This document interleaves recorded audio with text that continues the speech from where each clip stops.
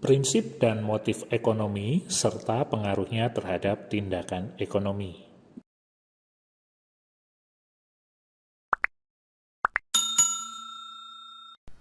Berbelanja di supermarket atau pasar modern pastinya berbeda ya dengan berbelanja di pasar tradisional.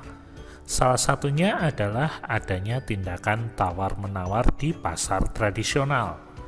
Kalau kamu pernah diajak orang tuamu berbelanja di pasar tradisional, kamu pasti pernah melihat orang yang sedang melakukan tawar-menawar.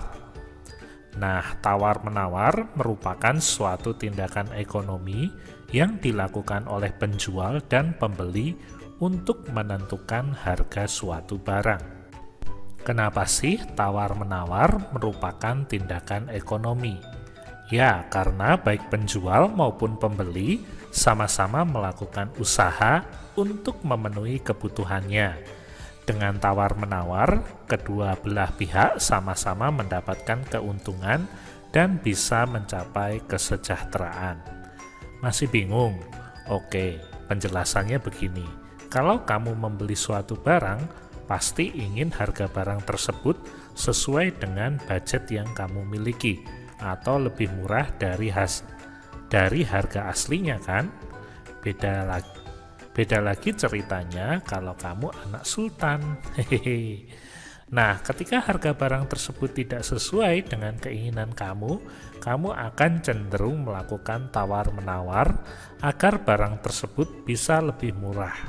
Kalau penjualnya deal atau setuju dengan harga yang kamu inginkan, sisa uang untuk membeli barang tadi bisa digunakan untuk membeli kebutuhan yang lain, dan kamu akan lebih hemat. Pembeli jadi bisa mendapatkan harga yang lebih murah dengan kualitas yang sama sebagai keuntungan dari menawar harga barang. Begitupun dengan penjual, dalam menjual sesuatu, pasti penjual ingin mendapatkan keuntungan. Nah, sebelum menentukan harga terbaik, penjual harus melakukan riset harga di pasaran terlebih dahulu, lalu memperhitungkan harga modal biar tidak rugi.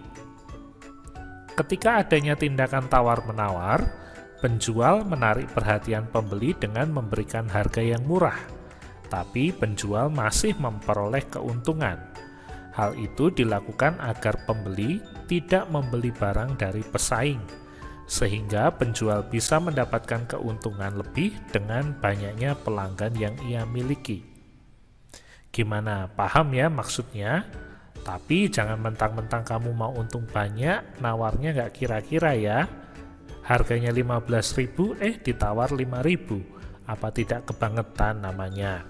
Nah, tindakan ekonomi dipengaruhi oleh beberapa motif atau dorongan, yaitu motif ekonomi dan motif non-ekonomi. Kita akan bahas satu persatu, mulai dari motif ekonomi dulu ya. Contohnya begini, saat kamu memutuskan untuk makan dan sedang nggak ada makanan di rumah, pasti kamu akan dihadapkan oleh dua pilihan. Pertama, kamu memilih untuk masak makanan sendiri di rumah, atau kedua, kamu membeli makanan siap saji. Kalau tindakan yang kamu lakukan didasari dengan motif ekonomi, kamu pasti akan mempertimbangkan mana yang lebih hemat. Ternyata membeli bahan baku mentah dan memasaknya di rumah akan lebih hemat karena bahan-bahannya dapat digunakan untuk beberapa hari ke depan, dibandingkan dengan membeli makanan siap saji. Nah, motif ekonomi bisa berasal dari diri sendiri, atau motif intrinsik, maupun dari luar, atau motif ekstrinsik. Contoh motif intrinsik adalah ketika kamu lapar atau haus, maka kamu akan membeli makanan atau minuman.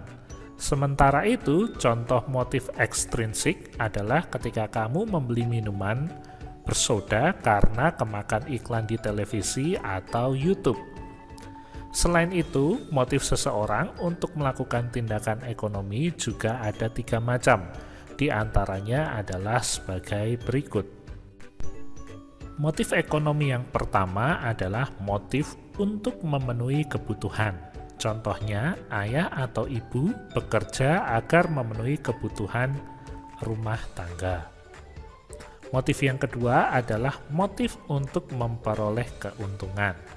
Contohnya adalah seorang pedagang berharap barang dagangannya laku dan mendapatkan keuntungan. Motif ekonomi yang ketiga adalah motif untuk dapat berbuat sosial. Contohnya ketika kamu melakukan bakti sosial untuk membantu fakir miskin. Suatu tindakan ekonomi apabila dilakukan berdasarkan motif ekonomi, pasti akan mendapat hasil yang lebih banyak daripada pengeluaran yang dilakukan. Beda halnya dengan tindakan yang didasari dengan motif non-ekonomi.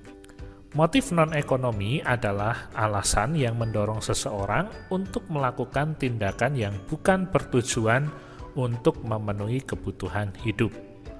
Orang yang melakukan tindakan ekonomi berdasarkan motif non-ekonomi biasanya tidak disertai dengan pertimbangan, cenderung tergesa-gesa, dan hanya mengikuti hawa nafsunya saja. Tujuannya bukan untuk memenuhi kebutuhan hidup, melainkan hanya ingin dipuji atau dianggap kaya. Contohnya, seseorang yang membeli mobil baru, padahal mobil lamanya masih bisa digunakan. Nah, ia membeli mobil tersebut bukan karena kebutuhan, melainkan karena ingin dianggap kaya oleh tetangga-tetangganya. Sampai di sini, paham ya bedanya tindakan ekonomi yang dipengaruhi oleh motif ekonomi dan motif non-ekonomi. Lalu, bagaimana sih caranya supaya kita bisa mengontrol diri kita saat melakukan tindakan ekonomi? Nah, setiap orang harus memiliki pedoman atau arahan dalam melakukan tindakan ekonomi yang disebut prinsip ekonomi.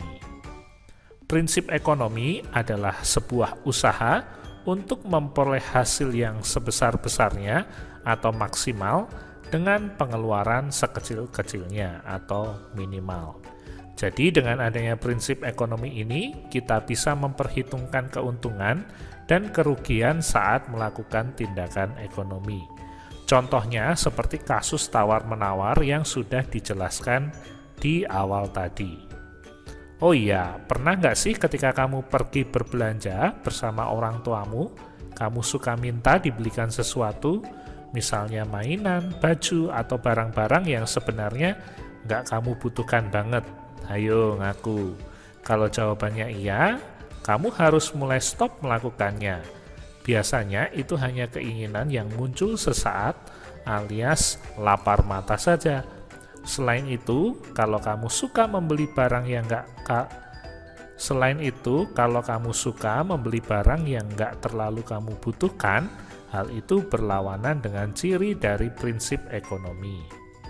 Ciri prinsip ekonomi antara lain, yang pertama, mengutamakan kebutuhan yang sifatnya lebih penting dan mendesak. Yang kedua, bersikap hemat dan tidak boros. Yang ketiga, melakukan tindakan ekonomi dengan pertimbangan yang matang. Dan yang keempat, mempertimbangkan keuntungan dan kerugian dari setiap tindakan ekonomi yang dilakukannya. Nah, kalau kita ingat bahasan tentang motif non-ekonomi tadi, berarti tindakan yang dipengaruhi oleh motif non-ekonomi pasti berlawanan dengan ciri-ciri prinsip ekonomi ya. Oke, paham sampai di sini? Kesimpulannya adalah setiap orang pasti melakukan tindakan ekonomi. Tindakan ekonomi ini dipengaruhi oleh berbagai motif atau dorongan. Bisa motif ekonomi, bisa juga motif non-ekonomi. Nah, prinsip ekonomi bertujuan untuk memberikan arahan agar tindakan ekonomi yang kita lakukan bisa mendapat hasil yang maksimal. Itu dia penjelasan mengenai konsep, prinsip, dan motif ekonomi, serta hubungannya dengan tindakan ekonomi seseorang. Bagaimana? Seru kan belajar ekonomi? Setelah membaca dan menonton video ini, kamu bisa uji kemampuanmu dengan mengisi soal-soal latihan yang diberikan oleh Bapak Guru. Terima kasih sudah menyimak video ini dari awal sampai akhir. Kita bertemu lagi di video berikutnya. Bye-bye.